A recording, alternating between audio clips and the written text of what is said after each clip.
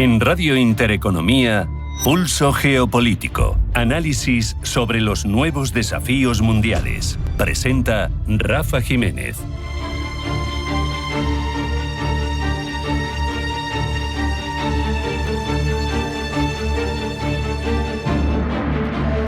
Bienvenidos a Pulso Geopolítico. Seguimos sorprendidos por un chisme, apenas un cotilleo, un micrófono abierto y una conversación jugosa en medio de las solemnidades por el aniversario del final de la Segunda Guerra Mundial en el Pacífico.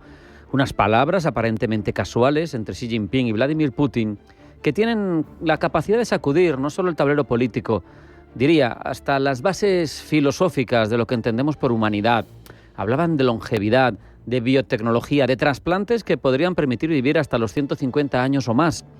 No discutían sobre fronteras, sanciones o ejércitos, hablaban de tiempo, que al final es el mayor recurso y lo que más nos limita. Lo hacían no como filósofos, sino como líderes que llevan décadas en el poder y que vislumbran la posibilidad de prolongar su influencia no por mandatos excepcionales, sino por pura biología, biotecnología.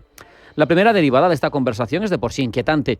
¿Qué significa para el orden político mundial que dos líderes de regímenes autocráticos fantaseen con la posibilidad de seguir en el poder 70 u 80 años más? Pekín está gobernado por un Xi Jinping que ha ido consolidando su mandato, su poder, eliminando límites constitucionales. Putin lleva un cuarto de siglo, algo más, en el poder y sus sistemas están diseñados para la perpetuidad. Si la ciencia ahora les ayuda, les ofrece la posibilidad de prolongar la vida, borrarían así la única frontera que les quedaba, la del tiempo biológico. La política se terminaría transformando en una gerontocracia biotecnológica. Esto, además, nos conduce a una segunda reflexión, la desigualdad radical, la que supondría un mundo en el que unos pocos podrían acceder a esa extensión vital, mientras la mayoría seguiría sujeta a las limitaciones tradicionales de la vida humana. La historia nos muestra que cada salto tecnológico clave comienza siendo elitista, desde la escritura hasta la energía nuclear, la informática, pero la longevidad extrema, sin duda, no sería un avance más. Sería dividir la humanidad en dos especies temporales, en dos velocidades existenciales, una élite con capacidad de llegar al siglo y medio, a los 2 siglos, acumulando poder, riqueza, experiencia, hasta ser prácticamente inaccesibles, y una mayoría que seguiríamos viviendo y muriendo en los márgenes de lo que conocemos hoy. El impacto en las sociedades sería devastador. Por ejemplo, podríamos pensar en el relevo generacional.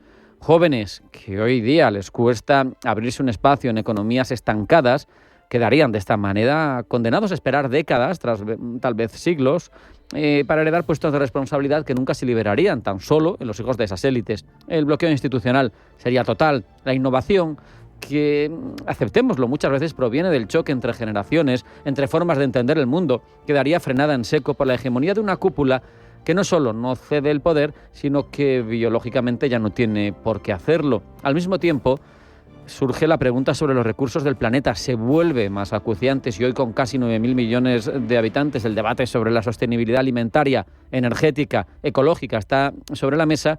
¿Qué ocurriría si la esperanza de vida se duplica?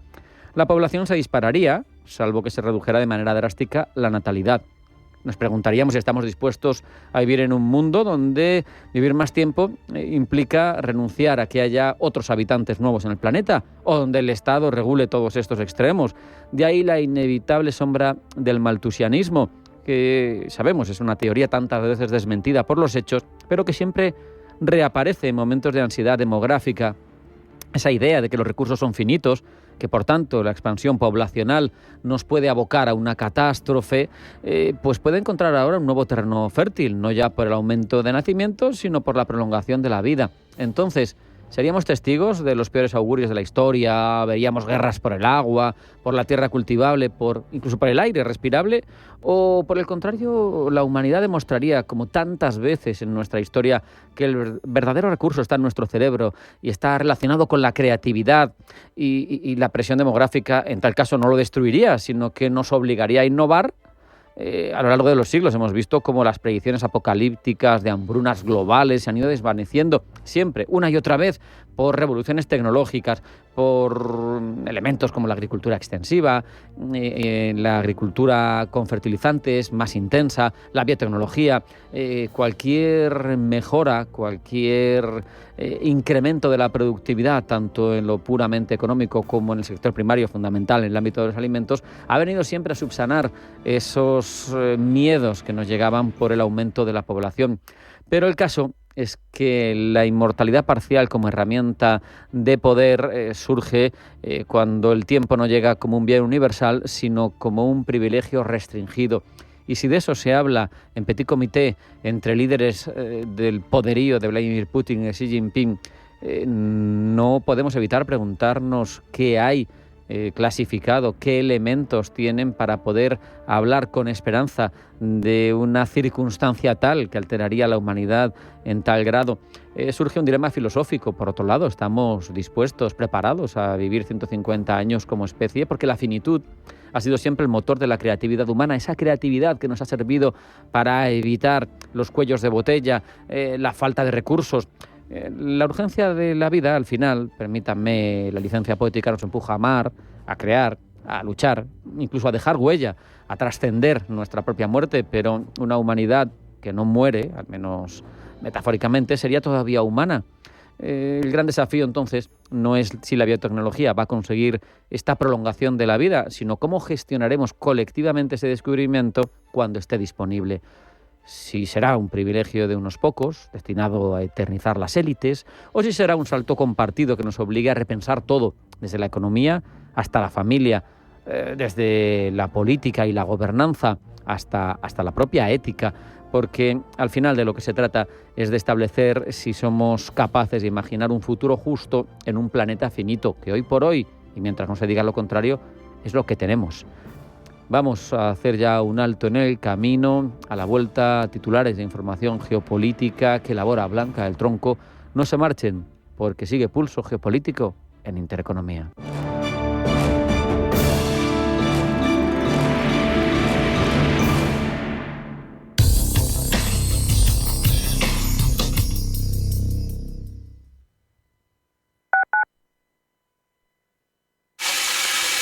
Este eres tú gastando agua.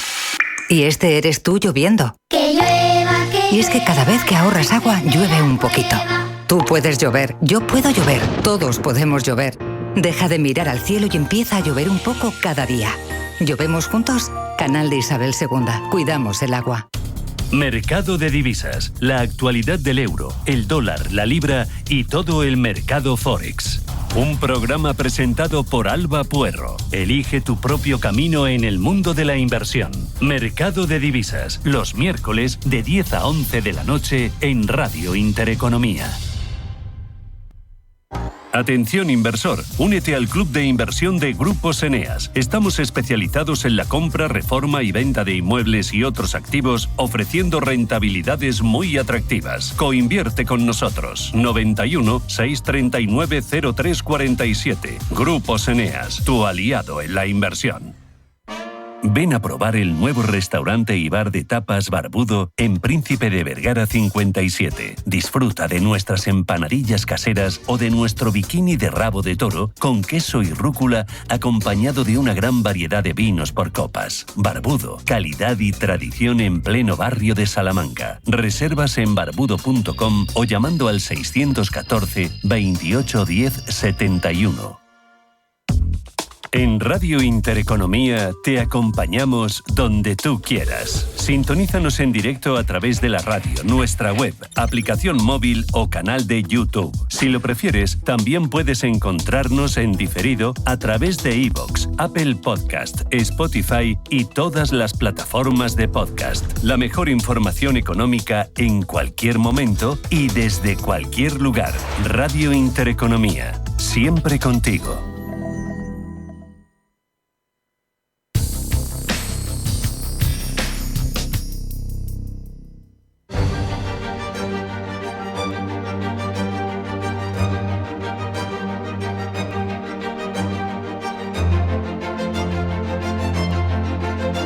En Radio Intereconomía, Pulso Geopolítico.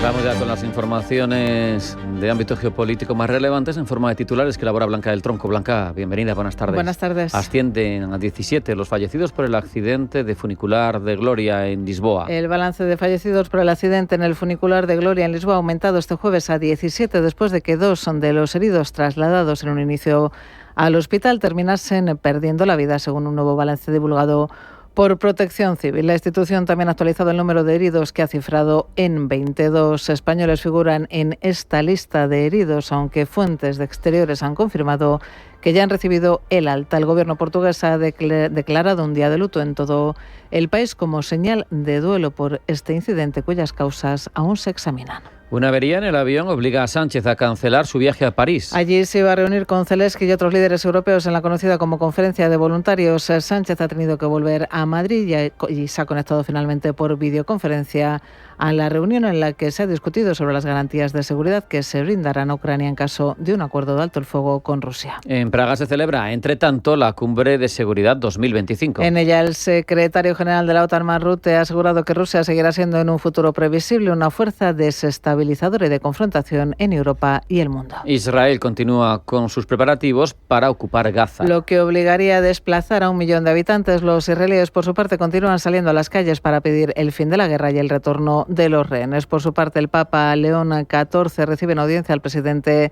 de Israel, Isaac Herzog, quien adelantó que hablará con el pontífice de la lucha contra el antisemitismo y de los esfuerzos para lograr la liberación de los rehenes de Hamas. Venezuela entrena a sus 8 millones de milicianos. El gobierno de Nicolás Maduro convoca la primera de 2 jornadas de entrenamiento de los más de 8 millones de milicianos que, según el gobierno venezolano, están alistados para defender a su país de Estados Unidos, al que acusa de haber inventado el ataque de sus fuerzas militares desplegadas en el Caribe, una pequeña embarcación que supuestamente transportaba drogas. En Afganistán, las agencias humanitarias luchan por llegar a la zona arrasada por el terremoto. 4 días después, el seísmo que devastó zonas del este del país, miles de supervivientes continúan aislados en comunidades montañosas remotas sin acceso a alimentos, agua o refugio, mientras las agencias humanitarias luchan por abrirse paso a través de un terreno implacable para prestar una asistencia médica urgente. El régimen talibán opera al límite de su capacidad para atender esta crisis humanitaria. Su respuesta depende de la movilización de combatientes y voluntarios para tareas de rescate improvisadas. Y Marco Rubio visita Ecuador. El secretario de Estado en Estados Unidos realiza una visita a Ecuador que incluye una reunión con el presidente Daniel Noboa para tratar temas de cooperación, seguridad y migraciones.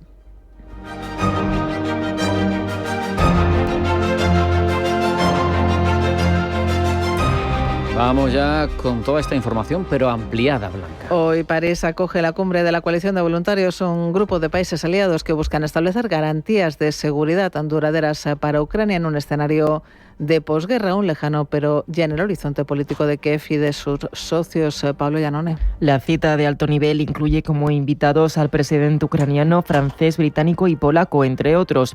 Una falta que se hará notar en el Palacio Elíseo será la de Donald Trump, quien se limitará a intervenir a las 3 de la tarde por videollamada tras 4 horas desde el inicio de la reunión de los voluntarios. Como ha dicho esta mañana Emmanuel Macron, anfitrión del evento, el propósito del encuentro es finalizar garantías de seguridad sólidas para Ucrania en ese hipotético contexto de la posguerra. La propuesta parte de lo esbozado en el formado G7 en Vilna en el año 2023, con compromisos bilaterales reforzados y apoyo militar sostenido, aún en ausencia de un tratado formal de defensa colectiva.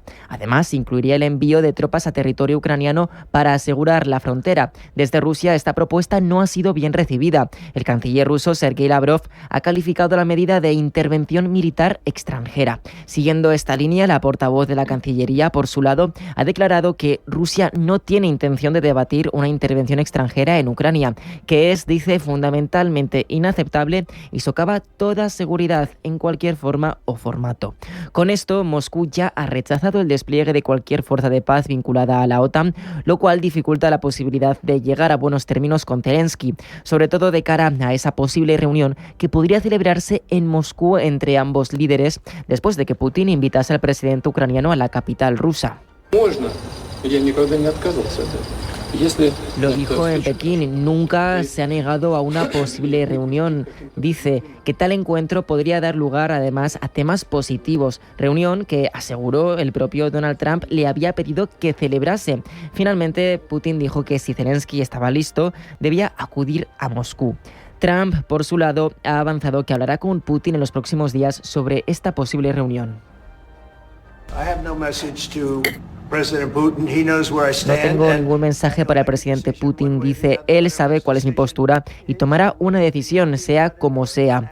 Sea cual sea su decisión, estaremos contentos o descontentos. Y si no estamos contentos, veremos cómo suceden las cosas. Hablaré con él, concluye, en los próximos días y ya veremos. El rol de Donald Trump en ese posible futuro de posguerra sigue siendo una incógnita. Aunque hoy participa en la cumbre de coalición de voluntarios, ayer dijo en declaraciones a la CBS que la resolución del conflicto estaba siendo más difícil de lo esperado cuando llegó al cargo. Como decíamos, se unirá a sus socios a las 3 de la tarde por videollamada para tratar con ellos los temas discutidos desde las 10:30 de la mañana. Hasta el momento no ha trascendido el contenido concreto de los borradores debatidos, aunque fuentes diplomáticas indican que el texto final incluirá compromisos de entrega de armamento avanzado, cooperación antiterrorista y ciberdefensa, así como apoyo presupuestario a largo plazo para la reconstrucción de Ucrania. Entre tanto, sobre el terreno de Ucrania, hoy al menos 15 civiles han fallecido y 26 han resultado heridos en ataques rusos, apenas en 24 horas. La Fuerza Aérea de Ucrania ha informado de que las fuerzas rusas han lanzado 112 drones de ataque y señuelo tipo Shahed durante la noche y las defensas aéreas interceptaron 84. Conferencia de voluntarios en París a la que no ha podido acudir Sánchez, que ha asistido a la reunión por videoconferencia. El presidente del Gobierno ha tenido que regresar a Madrid cuando se ha detectado un fallo en el Falcon que debía trasladarlo a la capital francesa. Paloma Arnaldos. Tras 40 minutos de viaje, una avería técnica en el avión oficial que trasladaba a Pedro Sánchez a París ha tenido que suspender el vuelo y regresar a Madrid. Las causas de la avería no han sido detalladas, aunque algunas fuentes hablan como posible causa de un riesgo de despresurización de la cabina. El Falcon en el que viajaba Sánchez es un Falcon 900 perteneciente al ala 45 del Ejército del Aire. Este avión realizó su primer vuelo en enero de 1984, por lo que tiene más de 41 años de servicio activo. La avería está siendo investigada por el equipo de mantenimiento de Torrejón, pero no se revelarán detalles por motivos de seguridad nacional. No es la primera vez que el avión del presidente del Gobierno sufre algún tipo de incidente técnico. En marzo de 2024, un problema obligó a que el Falcon también retornara a Torrejón mientras transportaba a Sánchez y a su familia a Doñana. En junio de ese mismo año, un incidente similar ocurrió en pleno vuelo desde Bruselas, lo que llevó a enviar otra aeronave para repatriar al presidente del Gobierno. Desde que asumió la presidencia, Sánchez ha utilizado esta aeronave en una cantidad récord de vuelos. Datos indican que entre junio de 2018 y septiembre del año 2022 realizó 612 viajes en Falcon, muy por encima de sus predecesores. Solo en los primeros años de su mandato, la media de uso era de casi 5 vuelos al mes. Este uso intensivo ha sido objeto de debate y críticas, especialmente por su elevado coste medio, estimado de unos 5.600 euros por hora de vuelo. Y en Praga, foro de defensa de alto nivel, donde responsables políticos, militares y del sector de la industria abordan la capacidad de defensa en Europa. Durante su intervención, el secretario general de la OTAN, Mark Rutte, ha advertido de que Europa no debe mostrarse ingenuo ante las crecientes inversiones militares de Rusia y China. Inversiones, ha dicho, que están haciendo a un ritmo asombroso. Rusia y China están invirtiendo fuertemente para fortalecer y modernizar sus ejércitos. Sus industrias de defensa están produciendo armas y equipo militar pesado a un ritmo notable, diría yo, asombroso. Esto no se trata solo de presumir en grandes desfiles militares en Moscú o como ayer en Pekín, sino de ejercer una influencia agresiva, intentar remodelar el orden global y socavar nuestra libertad y seguridad. Esto es una apuesta. Para Mark Rutte, tanto Rusia como China son dos potencias, dice, desestabilizadoras. Rusia es y seguirá siendo en el futuro previsible una fuerza desestabilizadora y de confrontación en Europa y en el mundo. Por eso, cuando los líderes de la OTAN se reunieron en La Haya en junio, nuestras prioridades fueron clarísimas: invertir mucho más en defensa y acelerar nuestra producción de defensa. Y eso es exactamente lo que estamos haciendo. Rutte ha rechazado además que Rusia tenga derecho de veto sobre la posibilidad de desplegar tropas occidentales en Ucrania como parte de futuros compromisos de seguridad. No es en Rusia, dice, quien debe decidir, así lo ha asegurado el secretario de la OTAN, quien ha recordado que Ucrania es un país soberano. El secretario general de la Alianza Atlántica ha vuelto además a defender el empujón que la administración Trump dio a los miembros de la OTAN para aumentar el gasto en defensa, lo que según él ha sido clave para mejorar la fortaleza del bloque. Y la administración Trump ha solicitado al Tribunal Supremo una decisión rápida sobre la cuestión de legalidad de la mayoría de los aranceles. Se teme que si falla en contra de las tarifas, Estados Unidos se pierda gran parte de su riqueza y se vea vulnerado ante terceros países que quieran sacar provecho de la situación. Pablo Llanone. En su petición al máximo órgano judicial de Estados Unidos, la Administración solicita una respuesta lo antes posible sobre la legalidad de los aranceles, en lugar de esperar hasta verano de 2026, como sucedería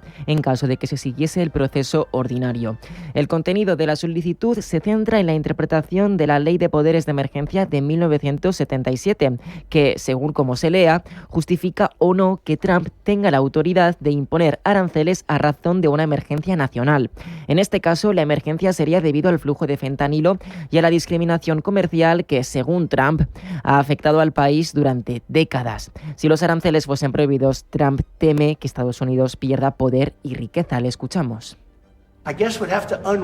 Supongo que tendríamos que deshacerlos. Hemos hecho acuerdos con Japón, con Corea del Sur, hemos hecho acuerdos con muchos países y otros están por venir. Y si no tuviéramos el poder, el prestigio y la dignidad de los aranceles y los utilizamos sabiamente y la gente vuelve a respetar a Estados Unidos y nos hemos vuelto un país rico nuevamente, el dinero que entra es increíble y nuevamente lo utilizan contra nosotros. Si no lo tuviéramos, los utilizarían contra nosotros y no tendríamos forma de combatirlos.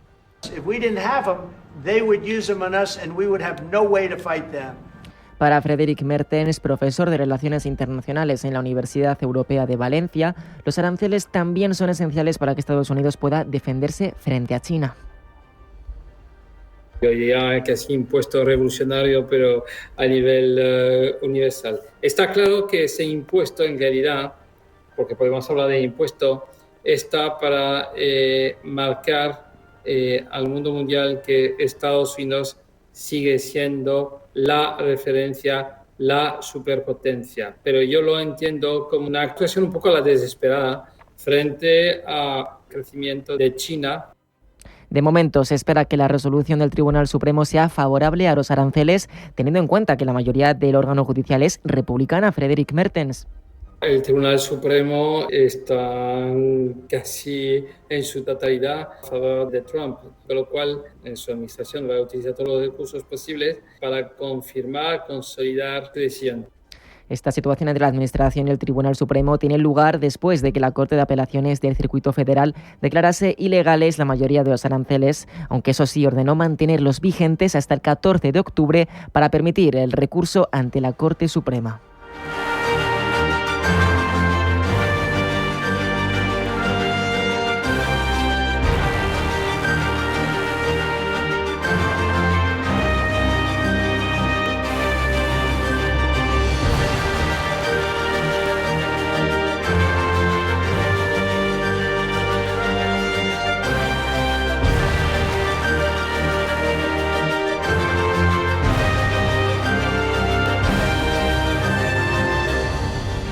A esta hora afrontamos habitualmente ese repaso, ese empeño en conocer cómo las diferentes cabeceras nos cuentan cada una su versión de lo que está sucediendo en el ámbito geopolítico. Queremos ver los sesgos según intereses de cabeceras y de países. Esa labor la desarrolla para nosotros en Pulso Geopolítico cada día Pablo Llanone. Pablo, bienvenido, buenas tardes. Buenas tardes. Comenzamos sin duda, es obligado por ese desfile militar de China de ayer que continúa dejando titulares en medios internacionales. Sacan conjeturas sobre las intenciones del gigante asiático al mostrar tal monumental despliegue. Por ejemplo, desde el Reino Unido, el Times nos habla de 6 armas que, según asegura Pablo, el gobierno chino quiere que veamos en Occidente. Se trata de su tríada nuclear completa que incluye misiles lanzables desde tierra, mar y aire. También nos habla de aviones no tripulados de combate autónomos, perros robot militarizados capaces de realizar tareas tácticas, submarinos no tripulados de gran autonomía y sigilo y también misiles hipersónicos antibuque diseñados para evadir defensas navales. La guinda del pastel, un sistema láser de energía dirigida capaz de interceptar drones y misiles. The Japan Times, por su parte, nos habla del inquietante mensaje montaje, en su opinión, detrás del gran desfile de China. Este medio condena la presencia de líderes autoritarios, como ya saben, entre ellos Vladimir Putin y Kim Jong-un, a los que considera contrarios a la democracia occidental. Según The Japan Times, al reunir a esta particular coalición de líderes, Pekín expresa su visión de un sistema internacional alternativo. Uno, dice, donde la soberanía prevalece sobre los derechos humanos, donde la ley del más fuerte dicta la ley y donde el derecho internacional se doblega para acomodar prerrogativas autoritarias. El momento, además, prosigue de Japan Times, no es casual. Mientras China enfrenta crecientes críticas internacionales por sus acciones en Xinjiang, Hong Kong y el mar de China Meridional, este desfile ofrece una contranarrativa, que China no se encuentra aislada, sino en el centro de una coalición de estados que rechazan los valores liberales occidentales. De vuelta al continente europeo, desde The Guardian dicen que China lo que hace es mostrar su fuerza en esa lucha desatada por el dominio global. Y una vez más encontramos esa narrativa de bloques, ya que The Guardian insiste en ese desafío que desde Pekín han lanzado Putin, Xi y Kim a Occidente. Cambiamos el foco, hoy se celebra en París, ya se lo hemos contado, la cumbre de la coalición de voluntarios, esa a la que acuden importantes líderes europeos y en la que participa Donald Trump, eso sí, por videollamada. Entre los principales objetivos, discutir la garantía de seguridad a Ucrania tras el final de la guerra. Miramos, Pablo, ¿qué nos cuenta sobre esto la prensa de Estados Unidos? Desde el Washington Post dicen que es una cumbre alentada por Donald Trump, a pesar de que el líder norteamericano no va a estar presente físicamente. Mientras, desde The New York Times dicen que Europa busca demostrar, dice, que está preparada para proteger a Ucrania en la posguerra. Entre tanto, Rusia ya ha reaccionado a la posibilidad de que se instalen tropas extranjeras en Ucrania. Al Jazeera nos cuenta que para Moscú es algo que no va a suceder bajo ninguna circunstancia. Así lo ha dicho la Cancillería rusa, afirmando que el despliegue de una fuerza de seguridad posterior al conflicto sería fundamentalmente inaceptable. Terminamos con la impresión que tienen desde Ucrania. El Kyiv Post se hace eco de que el jefe de la OTAN espera pronto claridad acerca de la contribución de Europa a las garantías de Ucrania. Y es que para el secretario general de la Alianza Atlántica, una mayor claridad podría incentivar una colaboración más estrecha con Estados Unidos.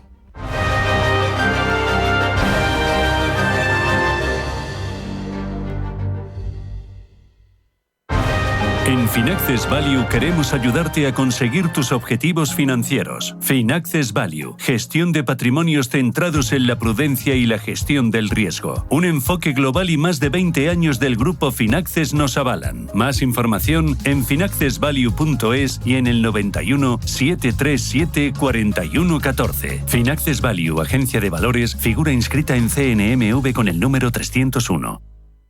¿Quieres perder peso sin sufrimiento ni dietas imposibles? Un método natural, efectivo y fácil de seguir. Con asesoramiento personalizado de la mano de un especialista. Resultados reales, sin pasar hambre y con energía. Este es tu momento. Llama ahora al 91 31 31 409 y empieza tu transformación con Sol Naturaleza. Si te gusta el séptimo arte, Vivir de Cine es tu programa. Dirigido y producido desde Hollywood por José Ignacio Cuenca y presentado por María Ayer. Toda la actualidad del cine, estrenos, festivales y críticas, sin olvidar los clásicos. Los viernes a las 12 de la noche, Vivir de Cine, en Radio Intereconomía.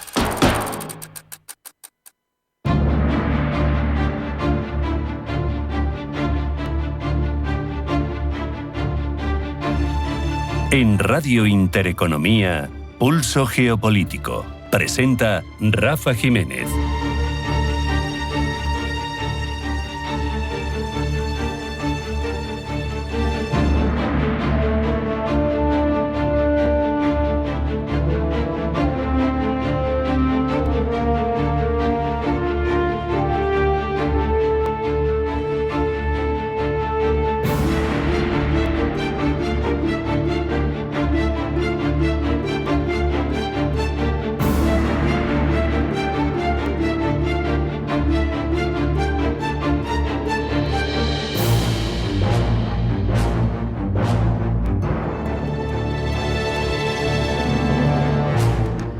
A lo largo de la historia, El agua ha sido sinónimo de vida, de desarrollo, de estabilidad. Sabemos que sin agua no hay agricultura, no hay industria, no hay posibilidad de vida ninguna.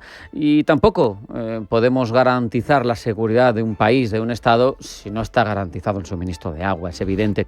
En el mundo contemporáneo, la creciente demanda, la disminución de reservas, está transfigurando al agua de un recurso vital para la supervivencia a un elemento de importancia geopolítica y también de disputa entre distintas naciones. Ahora es un activo puramente geopolítico. Y por eso, como queremos tratarlo en profundidad, nos acompaña para hablar de geopolítica del agua Antonio Rodríguez Furones, ingeniero de caminos, canales y puertos por la Universidad de Cantabria. También tiene distintos máster y otros programas de dirección, y ese Instituto de Empresas, sabemos, North Carolina, Duke, Oxford. Pero su trayectoria, en lo que nos interesa también, especialmente en lo relativo al agua, va por el sector de esa gestión de agua, en el sector privado, donde ha gestionado el ciclo integral de las aguas urbanas, y nos interesa también especialmente su investigación en materia doctoral, su tesis, modelos comparados de gestión del agua urbana, identificación de indicadores operativos, financieros y legales, definiendo el modelo de gestión óptimo. Doctor en Ingeniería Ambiental por la Universidad de Cantabria y la del País Vasco. Es decir, tiene autoritas de sobra. Antonio, bienvenido, buenas tardes. Muchas gracias, Rafa, encantado. Este tema es amplio, es complejo, pero bueno, tenemos tiempo. Por ir poniendo ejemplos, yo, si te parece, te voy a plantear situaciones en las que a mí me parece que hay un elemento de geopolítica relacionado con el agua y tú me cuentas lo que veas. Oriente Próximo. Nos vamos a todas las cuitas que tiene Israel, y sabemos que en un conflicto armado ocupa territorios por estrategia, por estar más cerca del enemigo. Sin embargo, los altos del Golán, que llevan ocupados muchos años, no se devuelven, ni se plantea devolver, y quizá en este caso porque hay algo muy relacionado con el agua. Sí, absolutamente. Lo que es la cobertura de las necesidades de agua que tiene el Estado de Israel, pues prácticamente, para que te hagas una idea, entre el 15 y el 33%, dependiendo del año, se satisfacen con el agua que surge de los altos del Golán. Realmente tienen en Israel lo que llaman el acueducto nacional del país, que lo que hace es tomar agua de los altos del Golán y del mar de Galilea y llevarlo a las zonas más densamente pobladas de las que están. Todos sabemos además que Israel es un paradigma desde el punto de vista de uso de agua, cultivos hidropónicos, etcétera, para optimizar todo lo que puede ser el consumo de agua para sus distintas producciones, no solo a nivel agrario, sino también de abastecimiento, incluso desde el punto de vista de soporte industrial. Entonces, hay un componente estratégico que no hay que olvidar. De hecho, con la crisis siria, que prácticamente ahora es un estado, si no fallido, semifallido, porque bueno, después de la primavera árabe, pues como todos sabemos, pues ahí se produjo una segmentación con distintas influencias de las potencias locales, pues Israel directamente amplió esa posición que ya tenía inicialmente ocupada tiempo atrás de los altos del Golán, y sinceramente no creo que lo vaya a abandonar nunca, porque es un componente estratégico vital. Eso te voy a decir, al final es estratégico, son maestros, pueden generar mucha producción con un kibutz, con consumo de agua mínimo, pero no puedes renunciar a esa posición porque depende el suministro del país en una gran medida. Es un agua, además, en cantidad y en calidad notable, ¿no? El renunciar a los altos del Golán implicaría que el Estado de Israel hiciera un plan muy avanzado desde el punto de vista de salinización, donde el agua que se extrae pues no tiene la calidad del agua dulce natural que puedes encontrar en esa zona. Es tremendo. Hay casos también muy llamativos en el que vemos como en un conflicto global lo que se utiliza es el agua para presionar. Me estoy refiriendo. Nos vamos al Himalaya, a esta zona, y sabemos que hace poco asistimos a esos enfrentamientos, incluso ya armados, directamente entre India y Pakistán. Sabemos que tienen muchas cuitas desde la independencia del Imperio Británico, muy diversas, pero en los años 60 firmaron con mediación internacional, el Banco Mundial, el Tratado de Aguas del Indo, por ejemplo, ¿no? Estableciendo los derechos de uso, es la principal cuenca hidrográfica que comparten, uno tiene una posición más alta y otro más baja.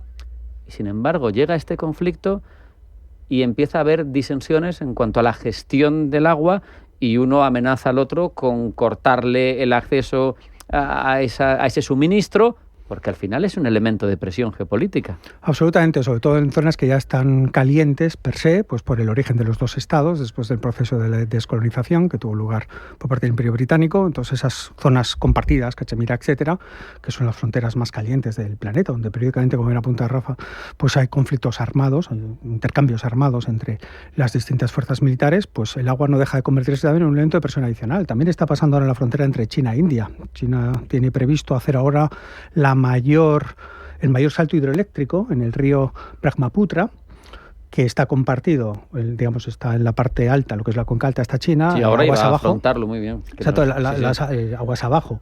Está India, es el salto más importante que se está planteando en cascada, es decir, con varias presas que lo que pretenden hacer es optimizar lo que es la producción de energía eléctrica, etcétera.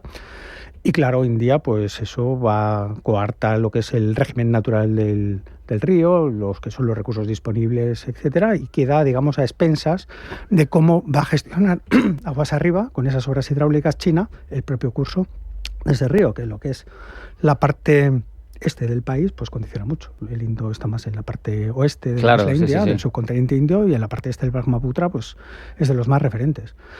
En este sentido, a nivel en positivo, tendríamos aquí en la península ibérica un ejemplo en positivo de esto, ¿no? Es decir, del mismo modo que aquí es una fuente de conflicto, aquí en España, en la península ibérica, hay un convenio, el convenio de Albufeira, en 1998, entre Portugal y España, que plantea una gestión compartida de los ríos, a su vez. Luego afrontamos España, si te parece, que le había dejado para el final. Cuando tú tienes un tratado internacional y estás gestionando agua, que es vital para el país estratégicamente, pero para los ciudadanos, para los suministros, para no morirse de sed. Sí.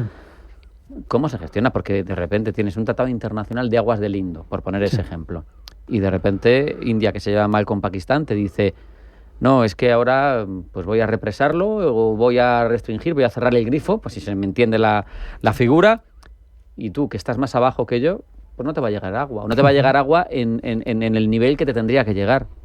Correcto, ahí a nivel geográfico y por los propios condicionantes físicos, los que están aguas abajo son los que tienen las de perder, porque al final son los que están aguas arriba, aquellos los que pueden condicionar precisamente esos caudales, ¿no? Los que son los convenios internacionales, la gestión del agua es muy poliédrica, hay distintas variables que hay que tomar en consideración. Hay una que es la que habitualmente se aborda, que es la de los caudales, la cantidad del agua que va a pasar o cómo se va a gestionar en términos concesionales o no, la detracción de esos recursos hídricos, porque claro, si aguas arriba se detrae agua en un canal, pues ese agua no va a llegar más abajo. Eso es lo que habitualmente en estos convenios internacionales se regula más. Hoy en día, cuando la gestión del agua cada vez está más avanzada, hay otros parámetros, hay otras dimensiones que hay que tener en cuenta. Plantear una gestión conjunta de la cuenca, por ejemplo, para abordar episodios extremos, tanto sea de sequías como de inundaciones. No en el régimen ordinario, que es lo que habitualmente se plantea, sino en situaciones extraordinarias de que vengan inundaciones, en situaciones extraordinarias en las que vengan sequías, vamos a actuar de forma conjunta pues para aprovechar al máximo los recursos en caso de sequía, y desde el punto de vista de inundaciones, pues para gestionarlo de una forma conjunta que afecte lo menos a ambos países, ¿no? Pero tiene ventaja el que está cauce arriba. Totalmente. Entonces, estamos al albur de la buena voluntad. Sí. Porque ahí, efectivamente, es decir, la sartén lo tiene por el mango, lógicamente, el que está aguas arriba, ¿no? Luego pues hay otros elementos también de presión internacional que son complementarios, ¿no?, a lo que es la gestión de agua. Es decir, tú me puedes estar contando el Brahmaputra, hablando entre China e India, pues yo te voy a impedir que el abastecimiento de materias primas de no sé qué, pues al final es una negociación como muy multilateral, porque estamos hablando de temas muy importantes, ¿no? Hay otro tema también, otra dimensión muy relevante cada vez tiene más peso, que es el tema de la calidad del agua, ¿no? Tú puedes establecer unos regímenes de caudales, pero la cuestión es que el agua también baje con la calidad adecuada, es decir, que no se produzcan vertidos aguas arriba, que los que están aguas abajo, pues porque se produzca, por ejemplo, una nueva industria potencialmente contaminante, o que no tenga unos estándares de depuración lo suficientemente adecuados, y que, claro, todo lo que sea el vertido no controlado aguas abajo, pues los que están aguas abajo de un agua que tiene una cierta calidad, de repente empiezan a tenerla menos, ¿no? Entonces, los convenios internacionales, pues cada vez tienen que incluir más estas tres dimensiones, cuando realmente solo se incluía la primera, la regulación de caudales. Ponías el ejemplo también, además de hablar del río Indo, el Brahmaputra, y ahí está también, incluso creo, he leído, China intentando hacer algo parecido con el Mekong. Sí.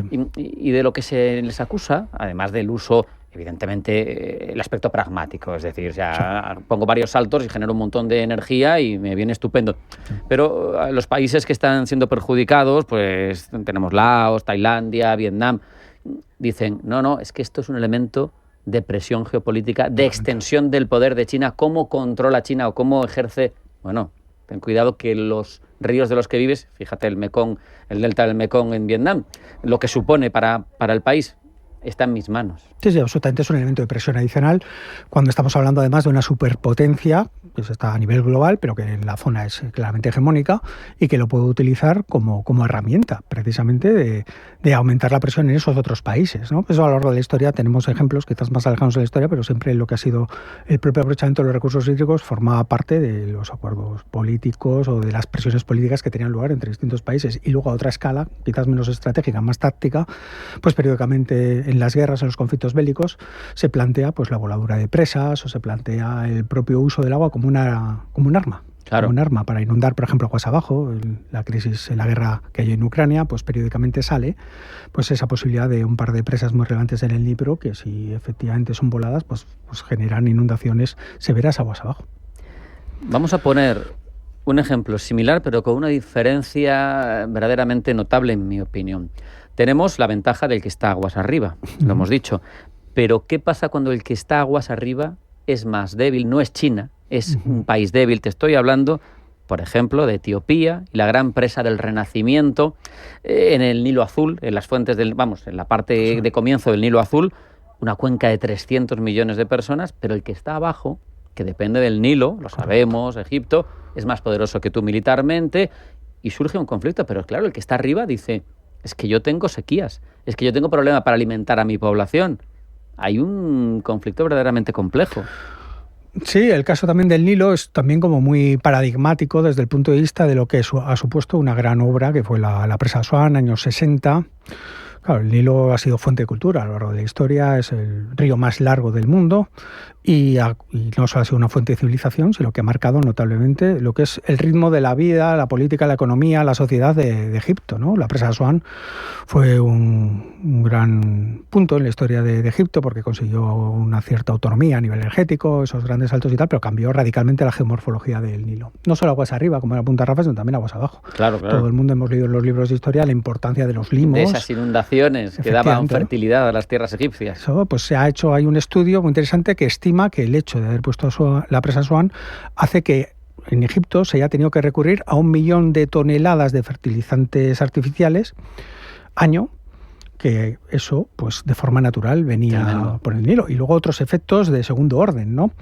El río pues tiene una cierta capacidad de erosión y tiene materiales en suspensión. En el momento que pones una presa, que no deja de ser una pared, permitidme ahí la simplificación, pues esos sedimentos quedan ahí retenidos y entonces el caudal que va aguas abajo de la presa tiene una capacidad de erosión muy elevada. Por lo tanto, respecto al régimen tradicional, se ha erosionado notablemente de aguas abajo de la presa Asuán hacia lo que es el delta con una mayor potencia. Es decir, el río tiene una capacidad de erosión mucho mayor que el caudal tradicional y eso lo que ha generado ha sido problemas fauna y flora en lo que es el propio delta del Nilo, en todo el Mediterráneo, porque entonces toda esta clase de cosas, claro, tienen un impacto que van más allá de lo que pasa con Egipto, no solo aguas arriba, como decías, sino también a nivel regional. Hubo que el impacto directo, me parece recordar que fueron, no sé si recuerdo, 90.000 o 100.000 personas las que hubo que reubicar con la presa Asuán, y no solo de Egipto, sino también de Sudán.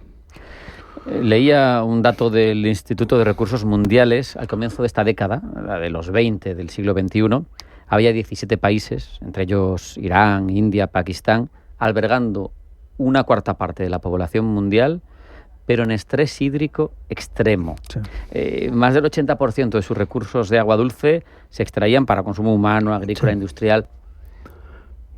Es una situación muy compleja que interviene en las relaciones entre países, pero que no la puedes... Quiero decir que esto no es voluntad, esto es una realidad. Concentración demográfica, escasos recursos, estrés hídrico. Cuando uno vive en constante estrés hídrico, hay que hacer algo. ¿De dónde salen los recursos de agua? Sí, verdad. Y a veces estamos hablando siempre de digitalización y de nuevas tecnologías y tal, y a veces la naturaleza te da de bruces con la realidad, ¿no? Efectivamente, esos países que has enumerado están superpoblados, etcétera, están en fase de crecimiento económico, de actividad a todos los niveles, y por lo tanto la demanda de una materia prima, si lo queremos ver así, desde el punto de vista del sector primario, pues cada vez es mayor.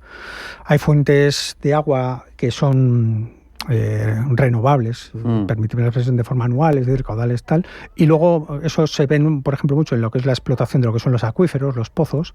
Hay una cierta capacidad natural de reposición, y sin embargo hay ocasiones en las que se sobreexplotan los acuíferos y eso genera problemas a medio y largo plazo porque los dejan irrecuperables. Hay muchas zonas en las que se da eso. Pero podríamos irnos, por ejemplo, también a los países del Asia Central, que también es una fuente de tensión geopolítica creciente donde el agua juega un papel fundamental, y que gran parte de esa tensión geopolítica creciente en Kirguistán, Tayikistán, Uzbekistán, etcétera, tiene su origen en lo que pasó con el mar de Aral, que es un ejemplo paradigmático. Tremendo, ese empeño en cultivar algodón que se ha cargado de forma artificial, que se ha cargado un mar, precisamente, es una cuestión también relevante a tener en cuenta, ¿no? El daño que se puede hacer en esa agua. Claro, y al final eso tiene un impacto en el propio nivel poblacional. Antes de ese plan quinquenal de locos de la Unión Soviética, que lo que hizo fue destrozar el mar de Aral, pues ahí había pesca, había un funcionamiento social acorde a unas actividades que eran sostenibles, si queréis, desde el punto de vista de lo que son los recursos disponibles.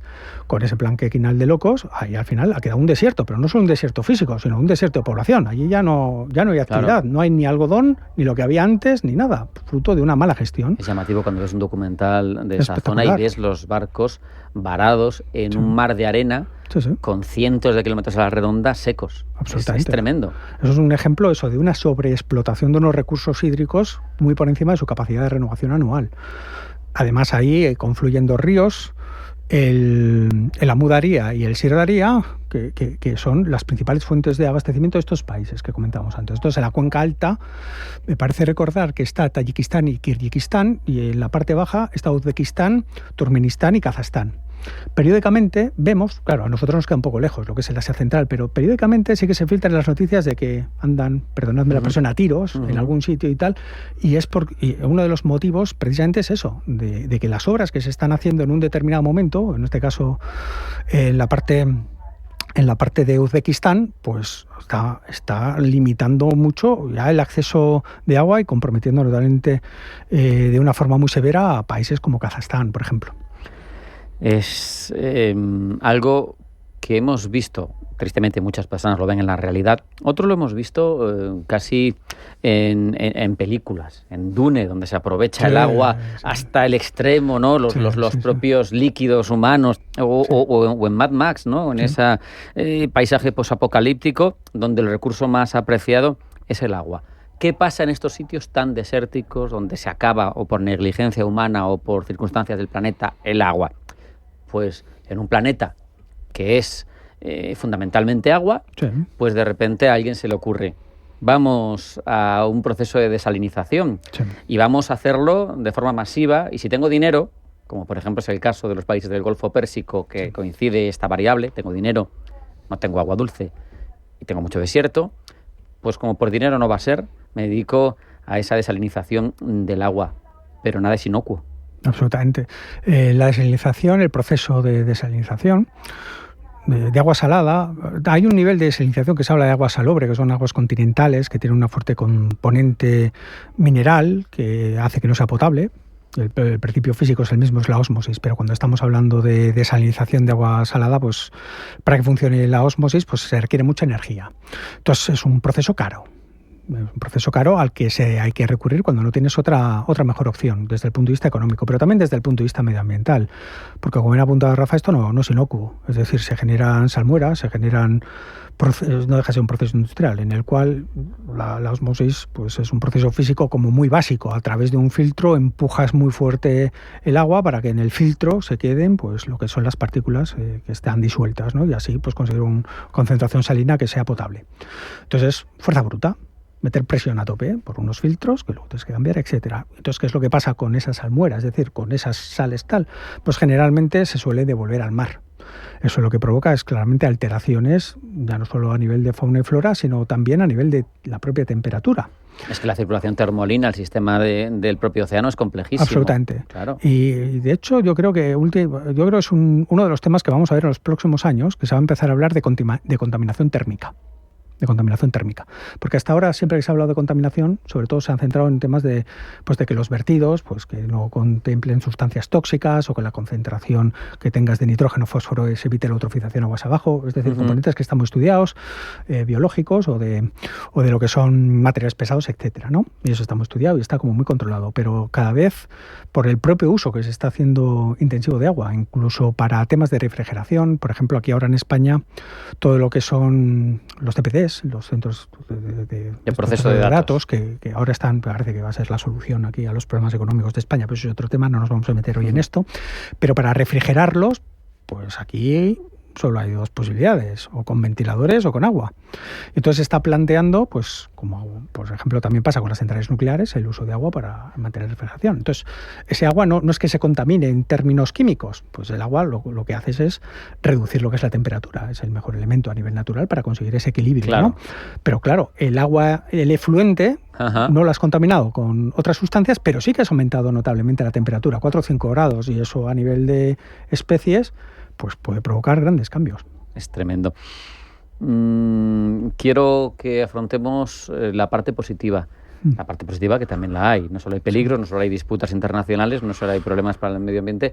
Tú has apuntado algo que yo quería tocar en este momento, que es, por ejemplo, un caso de éxito de gestión de un cauce con un país arriba, otro país abajo, con presas de por medio, o embalses, o como se diga, de por medio, y que está bien gestionado. Y apuntabas España, Portugal. Sí, el convenio de Albufeira 1998 regla un poco el funcionamiento, cómo se va a gestionar esas cuencas compartidas, especialmente el Duero y el Tajo. Donde más problemas es en el Tajo, desde el punto de vista de cantidad de agua. Los problemas que vienen del Duero es que el Duero, justo antes, además de la frontera con Portugal, la provincia de Zamora, hay un montón de saltos hidroeléctricos muy importantes, entonces era muy importante pues regular el funcionamiento y que fluyera la comunicación en el sentido de cuál va a ser el régimen de funcionamiento de las presas para que aguas abajo, en Portugal, pues la gente fuera consciente de los recursos y de los tiempos y cómo se iba a gestionar esto, incluso que en determinados momentos pues se pudiera condicionar en la operativa aguas arriba acorde con las necesidades de aguas abajo. Claro. Eso queda regulado en el convenio de Albufeira 1998, que se puso vigente a partir del 2000. Se plantea una gestión de cuenca integral. Hay un órgano. Lo interesante de los convenios es luego, porque el papel lo soporta todo, cómo se ejecuta, ¿no? Entonces, hay una comisión ejecutiva del CAPD que funciona de forma continua, con flujos de información, Confederación Geográfica del Duero, las responsabilidades de Portugal, etcétera, y hace que la información fluya notablemente. Y de hecho, y fijaos que aquí en la península ibérica hemos tenido muchos problemas de sequía, muchos problemas también de inundaciones puntuales, pero a que nunca ha salido en las noticias que haya un problema de gestión hídrica de disputa entre España que podía haberla. Sí. Cuando, por ejemplo, en el apagón, Portugal puso el grito en el cielo por el condicionante de que se había visto arrastrado por la caída aquí en España. Pero, sin embargo, en el tema del agua, nunca Portugal ha dicho nada, pues porque está funcionando razonablemente bien ese convenio. Ese convenio también tiene áreas de mejora. Claro. O sea, ahí se está haciendo también proyectos piloto para tratar de buscar la gestión de la cuenca integral y las cosas de mejora están muy relacionadas con estas otras perspectivas polídricas que os comentaba antes, desde el punto de vista de que cada vez más ya no tenemos que ver el tema de la cantidad, sino también el tema de la calidad, ¿no? Es decir, que en el hipotético caso, que lo veo muy complicado, pero que aguas arriba en el Duero o en el Tajo se fuera a poner una empresa potencialmente contaminante o con mucho riesgo, pues que de alguna forma hubiera algún mecanismo para que Portugal pudiera ya no vetar, pero o garantizar que llega agua con calidad. Exacto, para verlo, ¿no? En principio eso no está recogido en el propio convenio, o también desde el punto de vista de otras medidas que puede estar más orientado al sector primario, pues que pudieran condicionar caudales ecológicos u otra clase de condiciones aguas abajo, pues que también Portugal en un determinado momento tuviera voz y voto ante lo que pudiera pasar aguas arriba en el Tajo del Duero. Esos dos aspectos, por ejemplo, no están recogidos. Una pregunta, ¿el Guadiana no tiene que ver ahí? Sí, lo que pasa, lo más importante son el Duero y el Tajo. El Guadiana, como bien sabéis, aparece y desaparece. No, pero por eso aparte mismo. Es frontera. Claro, es frontera, por eso justo lo decía, cuando yo digo, no sé. es frontera. Y no tiene hay un tramo, sí, hay un tramo que está en Portugal. Y Yo creo que hay un embalse grande en Portugal. Correcto. Sí, en el tramo este que va, ya sabes, en la parte de Badajoz hace frontera, luego se mete en Portugal y luego es la frontera. Ahí él es el de aguas arriba, en cierto momento, quiero decir, porque al final... de cara a los que están en Huelva. Claro. Efectivamente será la parte de aguas arriba, sí. No sé si estoy yendo cierto, leyendo o documentándome. Siempre nos quejamos de España, me refiero, o de que llegamos tarde a todo. ¿Es real que puso en marcha el primer organismo de cuenca de todo el mundo, la Confederación Sindical Hidrográfica del Ebro? Además, lo has dicho en el nombre original, Confederación Sindical, ¿no? Ahora todos hablamos de las confederaciones hidrográficas, pero originalmente es un proyecto regeneracionista de los años 20, en la época de eso es Rivera. Algo que hay que poner también en valor. Y es todo un ejemplo de gestión desde el punto de vista de lo que es una cuenca. La cuenca es el ámbito natural del agua, del río. El río no sabe de fronteras políticas, ni de administrativas, ni sociales, ni ningún tipo. El agua sigue su cauce, acorde con lo que son las condiciones geográficas, y las aportaciones de las lluvias llegan al río dentro de lo que es esa zona geográfica que llamamos cuenca. Es decir, desde el punto de vista de gestión de los recursos hídricos, el modelo que tiene sentido, desde el punto de vista físico y natural, es el de la cuenca hidrográfica. Y aquí fuimos pioneros. En España, en líneas generales, hay una gran tradición de gestionar correctamente el agua. Los tribunales de aguas. Por ejemplo, en Valencia, son un ejemplo paradigmático, viene recogido ahí, son incluso anteriores a la Reconquista, Jaime I. O sea, en España hay una buena, sobre todo porque como ha habido necesidad, eso ha hecho que haya una correcta gestión. Podríamos remontarnos también a la época de los romanos, las presas de Proserpina Cornalvo en Mérida, pues casi pueden seguir abasteciendo a la capital de Extremadura. Es tremendo. Y ahí están. 2000 y pico, 2000 años, bueno, ya 2000 años, porque esto es de 100 y pico, pero casi 2000 años ahí. Es tremendo, pero claro, España hoy por hoy es el octavo exportador de alimentos del mundo, con una realidad climática, con un modelo que el 80% del agua se va a ámbitos voraces, y claro, casi 4 millones de hectáreas, 23% de la superficie cultivada, nos va la vida en ello. Sí, y luego aparte hay un elemento que es local. Podemos hablar del agua en España, pero no es lo mismo la Confederación Hidrográfica del Ebro que el Júcar, que el Guadalquivir, que el Duero o el Miño-Sil, ¿no? Es decir, claro, las realidades en precipitaciones, exacto. En todo. Y el aspecto local es fundamental desde el punto de vista de gestión de agua, ¿no? Es decir, no es lo mismo la realidad hídrica esa que podemos encontrar en Almería, en Murcia, donde se aprovecha el agua hasta la última gota, a zonas, pues la cuenca del Esla, entre León, Zamora, que son muy ricas desde el punto de vista de aporte de agua y que realmente tú vas por allí y casi se sigue regando a manta. Uh-huh. Claro. Eso sería impensable en Murcia, donde aprovechan o en Almería, donde aprovechan cada agua como si fuera oro. Pero allí, como sobra, a escala local, pues esos problemas no los tenemos. Te termino preguntándote, tú no lo sabes, pero te pregunto tu opinión. Sí. En el 95, el vicepresidente del Banco Mundial, Ismail Serageldin, afirmó: si las guerras del siglo XX han sido por petróleo, las del XXI van a ser por agua. ¿Tú crees que es una butad, es una exageración, o podemos llegar a tener carencias que condicionen esto? Hombre, a nivel global, yo no acabo de ver una gran, si me permites, una gran guerra mundial que el origen, pero conflictos locales sin lugar a dudas. Precisamente porque la realidad hídrica está muy apegada al terreno, ¿no? Y entonces te puedes tener una realidad y 400 kilómetros, otra realidad distinta en la cual no tengas esa carencia. Entonces, zonas calientes, como hemos enumerado al comienzo de la conversación, como puede ser el Asia Central, como las políticas que está siguiendo China, etcétera, pues sí que pueden ser origen de conflicto bélico. Yo ahí ampliaría, a nivel ya de concepto general, más que el agua, los recursos naturales. Yo creo que puede ser la fuente de conflictos a gran escala a nivel en este siglo, en el siglo XXI. Con esa reflexión nos vamos a quedar. Antonio Rodríguez Furones, doctor en Ingeniería Ambiental, amén de otras muchas cosas. Muchas gracias por haber estado con nosotros. Un abrazo, hasta la próxima. Un placer, muchas gracias, Rafa. No hay tiempo para más, nos vamos a marchar. Esto ha sido todo en Pulso Geopolítico, donde hemos hablado de cuestiones como la longevidad artificial y qué puede suponer para la sociedad. Les hemos contado las noticias más relevantes de la jornada y hemos ahondado en un aspecto que no se toca tan habitualmente, pero que es fundamental, la geopolítica del agua. Esto ha sido todo. Sean felices, pasen buena tarde. No hay tiempo para más, pero eso sí, no se olviden de nosotros, porque mañana sí que habrá más. Hasta mañana.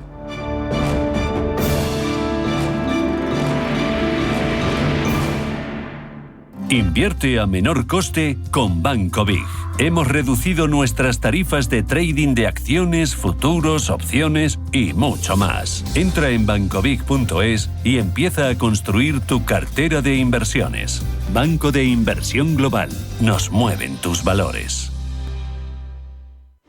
En Castilla y León, todo nace sabiendo.